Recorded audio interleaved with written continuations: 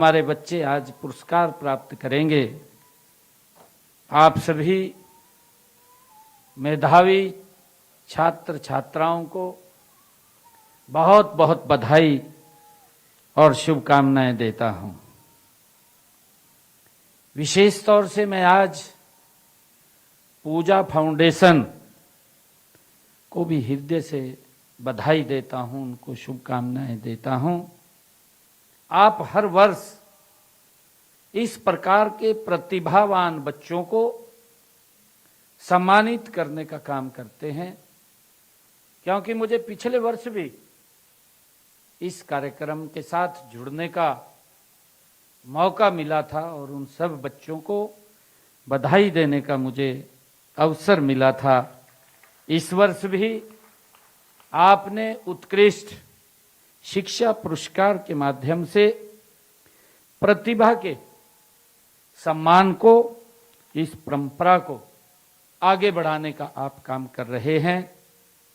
मुझे खुशी है कि आपकी ये संस्था अंबाला जिले के लगभग 70 से अधिक विद्यालयों में 10वीं और 12वीं तथा विभिन्न प्रतियोगी परीक्षाओं में उत्कृष्टता का प्रदर्शन करने वाले 250 से अधिक विद्यार्थियों को एक मंच पर सम्मानित करने का आप सराहनीय कार्य आपने किया है।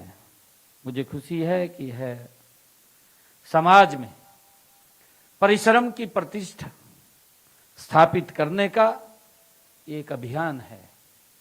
मुझे ये भी खुशी है कि बच्चों को यह विश्वास दिलाने का प्रयास भी है कि यदि संकल्प दृढ़ है, यदि संकल्प दृढ़ हो तो परिश्रम निरंतर हो तो समाज आपकी उपलब्धियों को देखता है कि आप कितनी उपलब्धियों पर, ऊंचाइयों पर आप जा रहे हैं, उसकी सराहना करता है और आपको आगे बढ़ने की और ताकत देता है। समाज आपके साथ खड़ा होता है। मुझे खुशी है इस बात की। पूजा फाउंडेशन ने अपने नाम से, अपने कर्म से सार्थक किया है। मैं पूजा फाउंडेशन की पूरी टीम को बहुत बहुत बधाई और शुभकामनाएं देता हूं।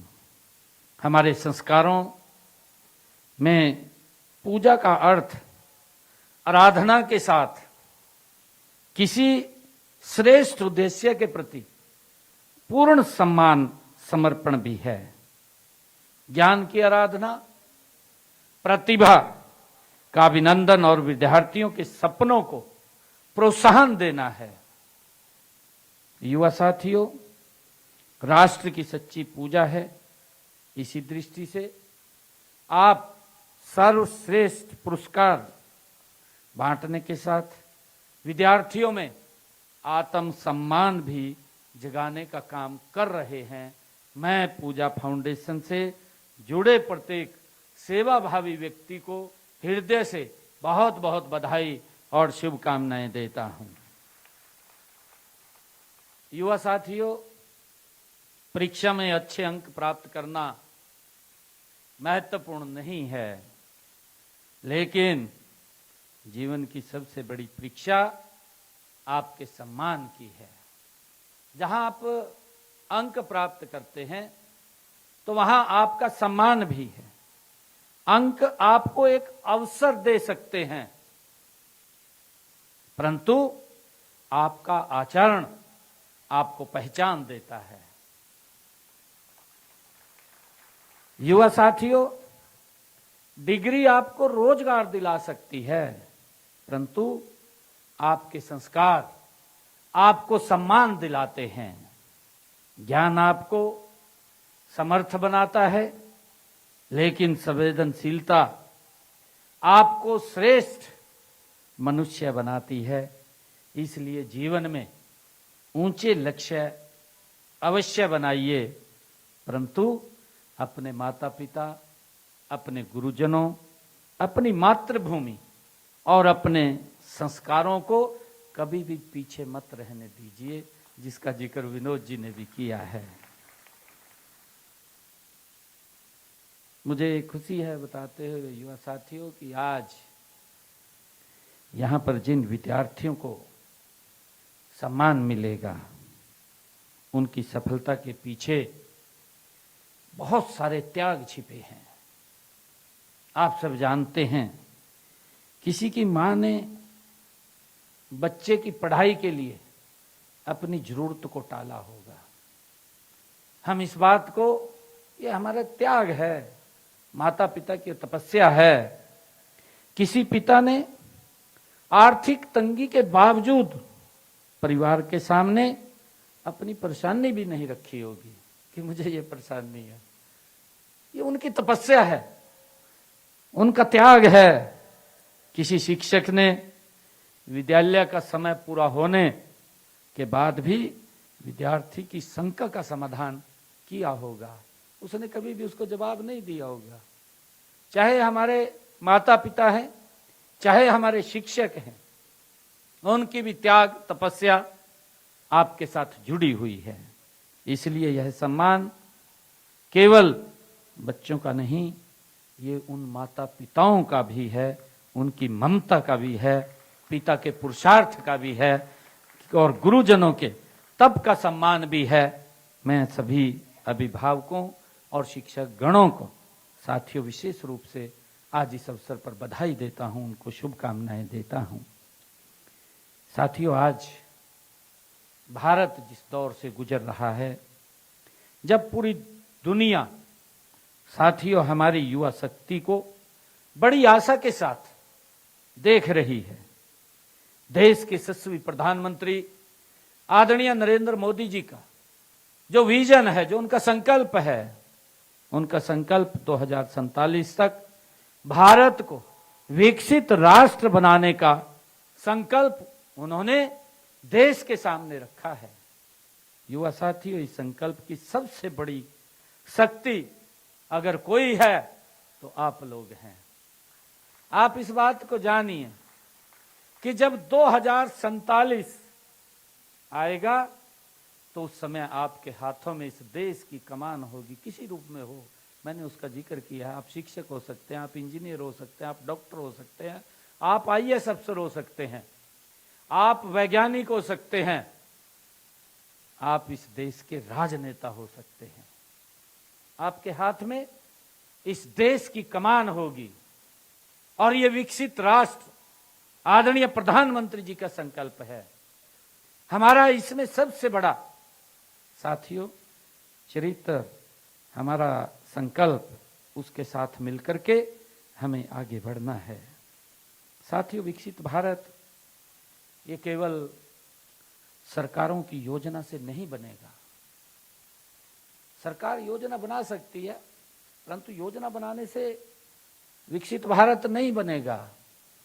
वह कक्षा में पढ़ने वाले आप जैसे होनहार बच्चों के सपनों और हमारी लेबोरेटरीज, प्रयोगशाला में अनुसंधान करने वाले युवाओं, खेल के मैदान में पसीना बहाने वाले हमारे खिलाड़ियों और समाज के प्रति उत्तरदायी नागरिक के रूप में साथियों उनके चरित्र से बनेगा। ये मैं आज आप लोगों के बीच में कहना चाहता हूं। साथियों, हमारी सरकार का संकल्प है कि हरियाणा के किसी भी प्रतिभाशाली बच्चे की उड़ान साधनों की कमी से नहीं रुकनी चाहिए। ये हमारी हरियाणा सरकार का संकल्प है। शिक्षा में अवसर की समानता और साथियों पारदर्शी व्यवस्था और योग्यता का सम्मान हमारी प्राथमिकता है। आप जानते हैं कि हमने सरकारी नौकरियों में उस व्यवस्था को मजबूती से लागू किया है।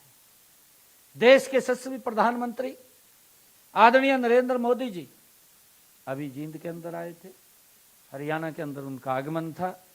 वहां पर भी मंच पर उन्होंने चर्चा की है कि जो नौकरियों के अंदर पारदर्शिता लेकर के आए हैं, ये कोई साधारण काम नहीं है, ये बहुत बड़ा काम है, जिससे कि हमारे बच्चों का, साथियों, उनका सम्मान, ये बहुत बड़ी ताकत है। मुझे खुशी है बताते हुए, जब पूजा फाउंडेशन इस प्रकार के अच्छे काम कर रही है तो सरकार भी उसको आगे बढ़ाने का निरंतर काम कर रही है। मुझे खुशी है बताते हुए कि हमने शिक्षा के क्षेत्र के अंदर पिछले दिनों में 104 स्कूल्स हमने चिन्हित किए। 104 स्कूल जो चिन्हित हमने किए, उसके अंदर मिशन बुनियाद एक कार्यक्रम हमने शुरू किया हरियाणा के अंदर, सरकारी गवर्नमेंट स्कूल्स के अंदर, प्राइवेट स्कूल में नहीं, सरकारी स्कूल के अंदर, जहां एक गरीब परिवार का बच्चा, साधारण परिवार का बालक, जिसके पास साधनों का बहुत बड़ा अभाव होता है। हमारे पास सब प्रतिभा की कोई कमी नहीं है, उसको मंच चाहिए, और जब मंच मिलता है तो उसकी प्रतिभा प्रदेश और देश के सामने उभर करके सामने आती है, और उसका बहुत बड़ा साथियों मन को भी सुकून मिलता है। हमने 104 स्कूलों को चिन्हित किया, मिशन बुनियाद उसमें कार्यक्रम शुरू किया। मिशन बुनियाद के तहत हमने उन बच्चों को पढ़ाया और बच्चों का टेस्ट लिया। उन बच्चों में से 400 बच्चे हमारे सिलेक्ट हुए। ये मिशन बुनियाद हमने 9th और 10th के बच्चों में शुरू किया, और जो 11वीं में एडमिशन हुआ और सुपर 100 के अंदर उसका एडमिशन हुआ, गरीब परिवार का बच्चा, 400 बच्चे उसके अंदर एडमिशन हुआ। 11th और 12th के अंदर मेरे स्कूल के, सरकारी स्कूल के 400 बच्चों का उसमें एडमिशन हुआ। उन बच्चों को जो शिक्षा उस स्कूल के अंदर दी जाती है, वो वर्चुअली 9th और 10th के बच्चों को भी पढ़ाया जाता है, और उसी के बीच से ही उन बच्चों का टेस्ट लेकर के सुपर 100 के अंदर हम बच्चों को लेकर के आते हैं। मुझे खुशी है 400 बच्चों के अंदर से अब जब रिजल्ट आया, मैंने उनके माँ बाप को भी बुलाया था, सीएम हाउस में बुलाया था, उन बच्चों को बुलाया था, उनको मैंने सम्मानित भी किया। मेरे लिए बड़े फख्र की बात है, गर्व की बात है, 400 बच्चों में से 271 बच्चे हमारी देश की प्रतिष्ठित IIT, IIM, NIT, उसमें बच्चों के एडमिशन हुए हैं। एक साधारण परिवार का बच्चा, उन बच्चों में से जब ये नीट की परीक्षा का परिणाम आया, 61 बच्चे हमारे उसमें नीट के अंदर सेलेक्ट हुए हैं। ये साधारण परिवार के बच्चे हैं। मैंने कहा है कि अगर उनको मंच दिया जाए तो साथियों अलग से प्रतिभा उभर करके सामने आती है, और उसी को देखते हुए हमने अभी हरियाणा प्रदेश के अंदर ये निर्णय किया है कि हमारे जो स्कूल, PM श्री स्कूल, हर ब्लॉक के अंदर आपको एक PM श्री स्कूल मिलेगा, हर ब्लॉक के अंदर। और हमने कहा है कि उसके अंदर सुविधाओं का अभाव नहीं होना चाहिए। अभी हमारे असीम गोयल जी चर्चा कर रहे थे कि स्कूलों को पैसा दिया गया, हमारा स्पेस फोकस है उनको मजबूत करना, सुदृढ़ करना, बच्चों को किसी भी समस्या का अभाव ना हो। और उसके बाद हमने संस्कृत मॉडल स्कूल हर 10 किलोमीटर के ऊपर, ये पिछले वर्ष हमने कहा था कि संस्कृत मॉडल स्कूल बनेंगे, हर 10 किलोमीटर के ऊपर हमारे बच्चों को मिलेगा। आज हर 10 किलोमीटर के ऊपर संस्कृत मॉडल स्कूल खड़ा हो गया है। इस बजट के अंदर मैंने कहा था हर 5 किलोमीटर के ऊपर CM ट्रिपल E स्कूल खड़ा होगा, हमारा एजुकेशन बोर्ड ऑफ भिवानी के अंतर्गत होगा, क्योंकि संस्कृत मॉडल स्कूल हमारा CBSE पैटर्न पे है, PM श्री स्कूल हमारा CBSE पैटर्न पे है, हमारा school of education board Bhiwani वो भी कम ना रहे, हमने CM ट्रिपल E स्कूल हर 5 किलोमीटर के ऊपर खड़ा किया है, और 250 स्कूल गति से काम उसके ऊपर चल रहा है। साथियों, हम शिक्षा के क्षेत्र के अंदर एक मजबूती से उसके अंदर क्रांति आए, वो अलग प्रकार के स्कूल हों। और इसी प्रकार मैं आपको बताना चाहता हूं, इन पिछले 12 वर्षों में देश के यशस्वी प्रधानमंत्री आदरणीय नरेंद्र मोदी जी के नेतृत्व में हमारी सरकार ने जो काम किए हैं, आदरणीय मनोहर लाल जी पिछले हरियाणा के अंदर लगातार 10 वर्ष तक वो काम को गति से आगे बढ़ाते रहे हैं। मुझे बड़ी खुशी भी होती है, बेटियों को पढ़ने से वंचित रह जाती थी, पढ़ नहीं पाती थी। पढ़ इसलिए नहीं पाती थी क्योंकि हमारी संस्कृति इस प्रकार की है, हमारे ग्रामीण क्षेत्र का परिवेश इस प्रकार का है कि बेटियों को वो दूर पढ़ने के लिए नहीं भेजते थे। उनको कॉलेज कहीं ना कहीं दूर शहर के अंदर ही उपलब्ध होता था, ग्रामीण क्षेत्र के अंदर उनको उपलब्ध नहीं होता था नजदीक में। परंतु इस बात की भी चिंता की गई, चिंता ये की गई कि कोई बेटी पढ़ने से वंचित न रहे। पूरे हरियाणा प्रदेश का एक रोड मैप बनाया गया कि हर 20 किलोमीटर के ऊपर एक राजकीय महाविद्यालय खड़ा होगा, और अपने पूरे समय के अंदर खड़े हो गए। आज हजारों की संख्या में बेटियां आज उन कॉलेजों में नजदीक में ग्रेजुएट, पोस्ट ग्रेजुएट तक की शिक्षा वो ले रही हैं। ये सरकार की नीति योजना का ये सवाल है।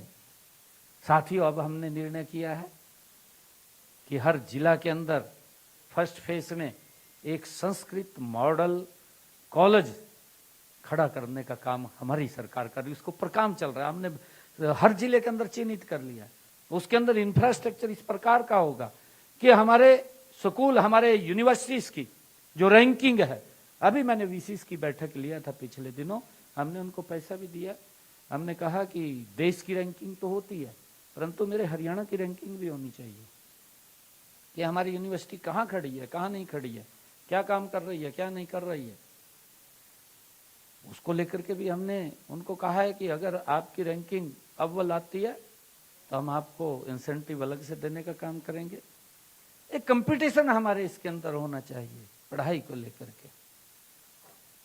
और मुझे खुशी है बताते हुए कि ये साधारण बात नहीं है। अभी जिसका जिक्र भी किया गया था असीम गोयल जी के द्वारा, खेल के अंदर 39 मेडल आए हैं, 13 गोल्ड मेडल आए हैं, 13 में से 7 हरियाणा लेकर के आया है, 7 में से 5 हमारी बेटियां लेकर के आई हैं। ये और हमारे लिए बड़े गर्व की बात है। 5 हमारी बेटियां लेकर के आई हैं। किस तरीके से बेटियां आगे बढ़ रही हैं और इसके पीछे की ताकत है जी। आदरणीय प्रधानमंत्री जी ने खेल नीति, खेलो इंडिया, और हमने यहां पर उसको मजबूती से आगे बढ़ाया है। लगभग 2000 खेल नर्सरियां हरियाणा प्रदेश के अंदर हमने दे रखी हैं जी। 2000 खेल नर्सरी, जीरो ग्राउंड से बच्चे को उठाते हैं जी। उन खेल नर्सरियों के अंदर हम बच्चों को जो 8 से लेकर के 14 साल तक है 1000 रुपए देते हैं, जो 14 से 19 तक है उसको 1500 रुपए देते हैं, 1500 2000 रुपए तक देते हैं उनको हर महीने। और जो बच्चे हॉस्टल के अंदर रह करके काम करते हैं उनको अलग से डाइट का भी पैसा देने का काम हरियाणा सरकार कर रही है। जब बच्चों को इतना बड़ा प्लेटफॉर्म उपलब्ध होता है, आज कई प्रकार लोग बातें करते हैं, इसके पीछे की ताकत नहीं देखते हैं। अगर आज हमारे बच्चों को कोई इंटरनेशनल कोच की आवश्यकता पड़ती है तो सरकार पीछे नहीं हटती है, सरकार उस तक वो सुविधा पहुंचाने का भी काम करती है। आज आप देख रहे हैं कि हमने पहली खेल यूनिवर्सिटी वो सोनीपत के अंदर खड़ी हुई है। और इसके साथ साथ मैंने अपने इस बजट के अंदर कहा था, आदरणीय प्रधानमंत्री जी का भी लगातार इस बात को लेकर के जोर रहता है कि हम इंफ्रास्ट्रक्चर खड़ा करें। हमने हर यूनिवर्सिटीज को एक एक्सीलेंसी सेंटर्स देने का काम किया है और उनको कहा है कि आपके पास ये 4 गेम होंगे, इसके अंदर आपकी यूनिवर्सिटी से बच्चे इस गेम के अंदर आगे निकलने चाहिए। उनको अगर कोई सामान की जरूरत है या इंफ्रास्ट्रक्चर की जरूरत है तो सरकार उसको खड़ा करने का काम करेगी, और कर रहे हैं धीरे धीरे, आप लोग देख रहे हैं। अगर हमारे यहीं पर अंबाला के अंदर देखें, अंबाला के अंदर हमारा अंबाला कैंट का जो खेल स्टेडियम है, पिछले 12 वर्षों के अंदर उसका वातावरण बदला है। नारायणगढ़ के अंदर हमारा एक खेल स्टेडियम है, उसका वातावरण बदला है। कुरुक्षेत्र यूनिवर्सिटी के अंदर आप लोग देखेंगे अलग प्रकार का एक वहां पर जो हमने एक्सीलेंस सेंटर दिया है, उसके अनुरूप वहां पर खेल ग्राउंड तैयार किया है। पूरे प्रदेश के अंदर खेल के इंफ्रास्ट्रक्चर को बढ़ाने का काम भी हम गति से कर रहे हैं, और जो हमारे खिलाड़ी हैं, सरकार कंधे से कंधा मिला करके उनके साथ खड़ी है, उनका सहयोग कर रही है। और उसी कारण से आप देख रहे हैं पिछले 12 वर्षों में हमारे जो मेडल्स की संख्या है वो लगातार बढ़ रही है। और देश के अंदर जितने मेडल आते हैं उन मेडलों के अंदर नंबर 1 का स्थान अगर कोई होता है, हरियाणा का होता है। चाहे आबादी के हिसाब से हमारा हरियाणा बहुत छोटा राज्य है, उसके बावजूद भी मेडलों की संख्या हमारी नंबर 1 की होती है। ये सरकार की नीति और नियत का परिणाम है। आज कुछ हमारे विपक्षी दल साथी बोलते हैं, क्रिटिसिज्म करते हैं, कोई विषय तो होता नहीं। क्रिटिसिज्म की बात होती है कि आरोप लगाना है, आरोप लगाइए। उनकी 2 शब्दों की नीति थी, यह हमें समझना चाहिए। इसके पीछे मैंने बताया है कि हमारी ताकत क्या लगती है बच्चे को तैयार करने के लिए, तभी गोल्ड मेडल लेकर के हमारे बच्चे इतने आ रहे हैं। उनके समय में तो 2 लाइन की पॉलिसी थी, पदक लाओ पद पाओ, यही पॉलिसी थी, और तो थी नहीं कुछ भी। और मेहनत करते रहते थे, चाहे भूखा रहे चाहे प्यासा रहे। आज बच्चों को वो सुविधाएं, खिलाड़ियों को सुविधाएं देने का काम ये सरकार कर रही है। मुझे खुशी है कि एक क्षेत्र के अंदर नहीं है, हर क्षेत्र के अंदर। मैंने पिछले दिनों अधिकारियों की बैठक बुला करके कहा कि हमारे जो हॉस्पिटल्स हैं उनकी व्यवस्था चुस्त दुरुस्त होनी चाहिए। उनकी व्यवस्था ऐसी होनी चाहिए कि हमारे उस डिस्ट्रिक्ट हॉस्पिटल के अंदर जो सुविधाएं प्राइवेट हॉस्पिटल में मिलती हैं उससे अच्छी सुविधा हमारे सरकारी हॉस्पिटल में डिस्ट्रिक्ट के ऊपर मिलनी चाहिए।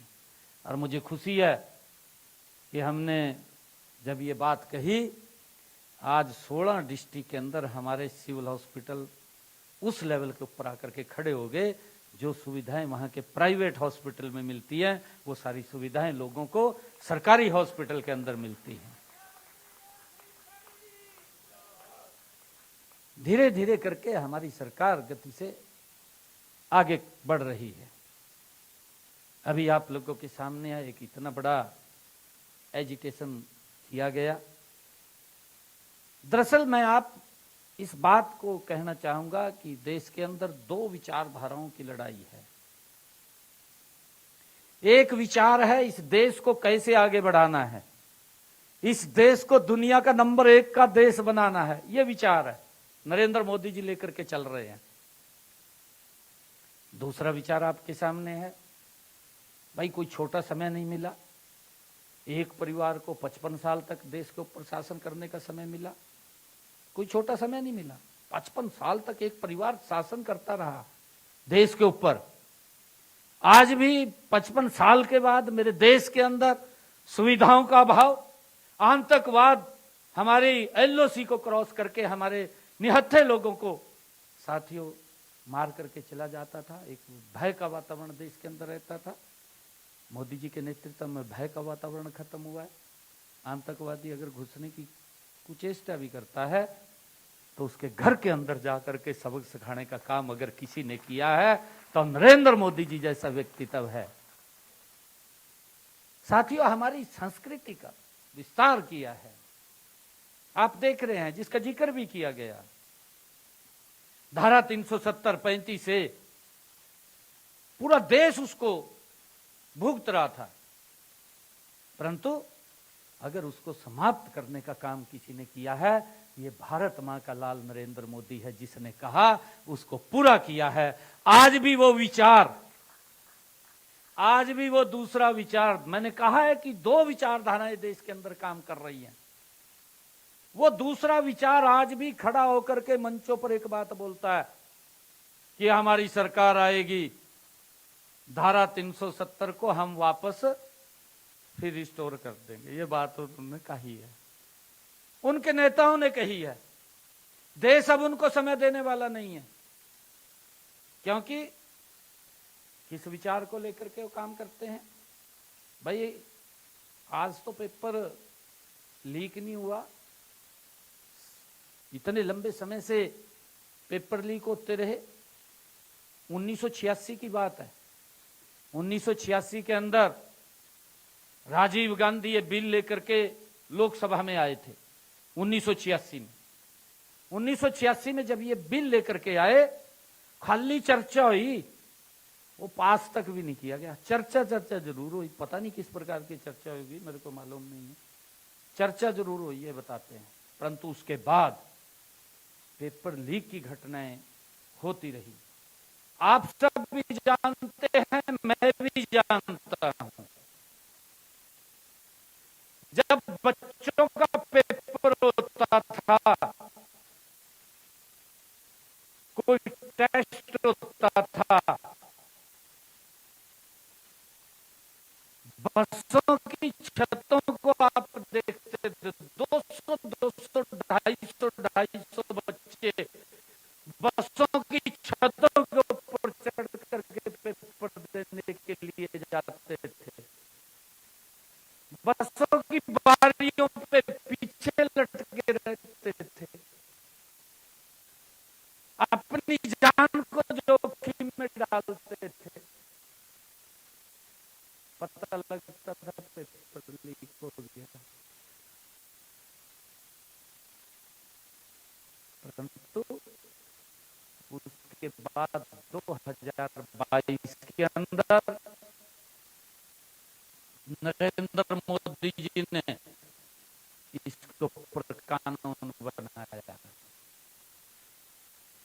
और अब आदरणीय प्रधानमंत्री जी ने उसी दिन जब ये लीक की घटना हुई, उसी दिन ही निर्णय कर लिया था कि किसी भी व्यक्ति को हमारे युवाओं के साथ खिलवाड़ करे, कोई अधिकार नहीं दिया जाएगा।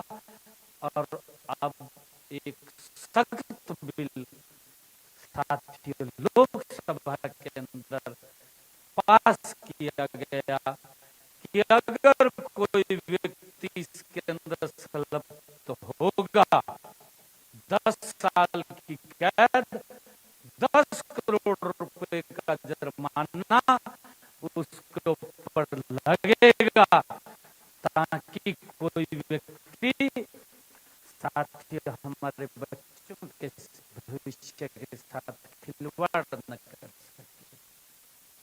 परंतु इन्होंने क्या किया, खाली राजनीति करते हैं। मैं आपको अभी मेरे 1500 बच्चों का रिजल्ट आया, अभी मेरे ख्याल से 7-8 रोज पहले।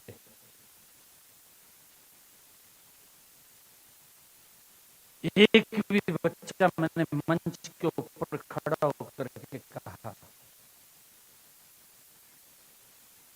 मैंने कहा भी एक भी बच्चा ये खड़ा होकर के कह दे कि मेरा 5 पैसे कहीं लग गया या मैं किसी के पास पास के लिए गया, एक बच्चा कह दे। ये ट्रांसपेरेंसी है जिसका जिक्र देश के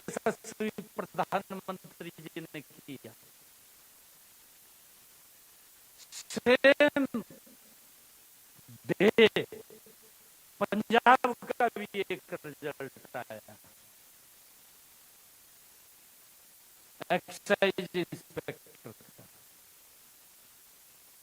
उसके अंदर बच्चे कौन सेलेक्ट हुए? ये कांग्रेस की नीति रही है, कांग्रेस के सहयोगी दलों की ये नीति रही है। ये बात तो करते हैं ईमानदारी की, कट्टर ईमानदारी की बात करते हैं, जनता के सामने उनका चेहरा निकल करके आता है। उसके अंदर जो बच्चे पास हुए, शायद आपकी जानकारी में होगा, एक्साइज इंस्पेक्टर का रिजल्ट आया पंजाब के अंदर। उसके अंदर वो बच्चा पास हो गया जिसने अपने नाम के स्थान पर ये लिख दिया, स्टेट बैंक ऑफ इंडिया। वो बच्चा एक्साइज इंस्पेक्टर लग गया।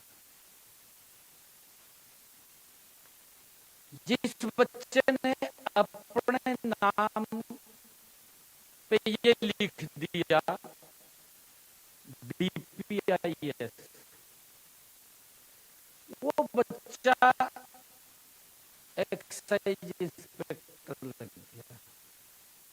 ये पंजाब की बात है। अभी 5-6 रोज पहले रिजल्ट आया। जिस बच्चे ने अपने नाम पे लिखा फोटो PHOTO, एक्साइज इंस्पेक्टर लग गया। जिस बच्चे ने अपने नाम के आगे लिखा एक दिन कर्मा वाला, वो बच्चा एक्साइज इंस्पेक्टर लग गया। यहां तक नहीं, बहुत सारे बच्चों ने 2 फार्म भरे, अलग अलग सेंटर आए, अलग अलग सेंटर आए, दोनों जगह सेम डे पेपर होया, दोनों एक्साइज इंस्पेक्टर लग गए।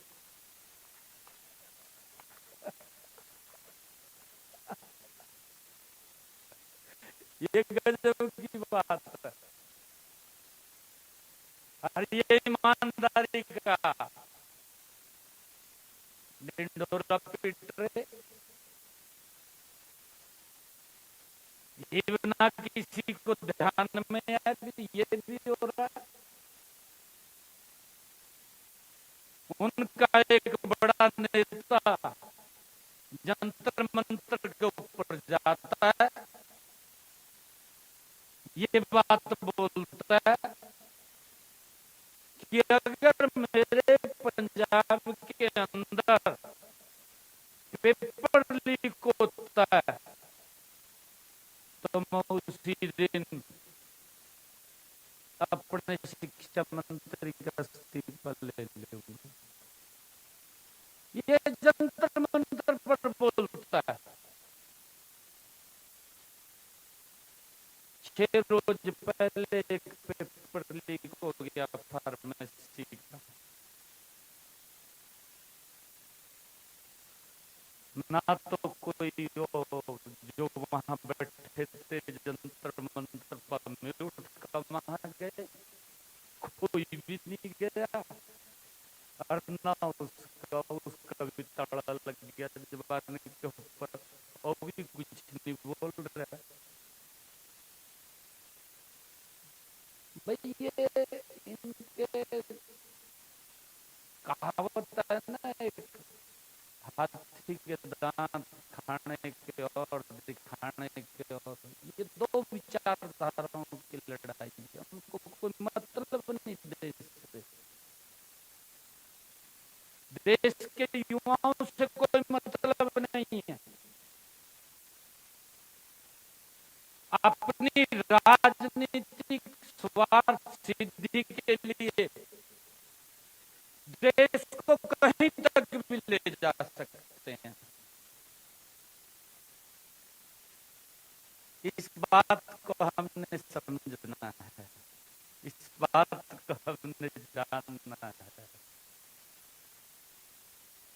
आज मुझे खुशी है क्योंकि समय लंबा हो गया है,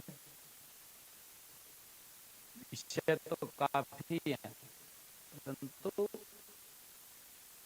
मैं आप सबका, पूजा फाउंडेशन का, HPSC के हमारे जो पदाधिकारी हैं उन सबका, और बच्चों का मैं विशेष तौर से आप सबको बधाई देता हूँ, शुभकामनाएं देता हूँ कि आपने जो बड़ी खबर, अभी आप सीएम सैनिक को सुन रहे थे, जहां सीएम ने उत्कृष्ट शिक्षा पुरस्कार 2026 सम्मेलन में सीएम का संबोधन था। सम्मेलन में सीएम सैनिक का संबोधन सुन रहे थे आप, जहां कई बड़ी बातें कही सीएम ने। आप प्रतिभावान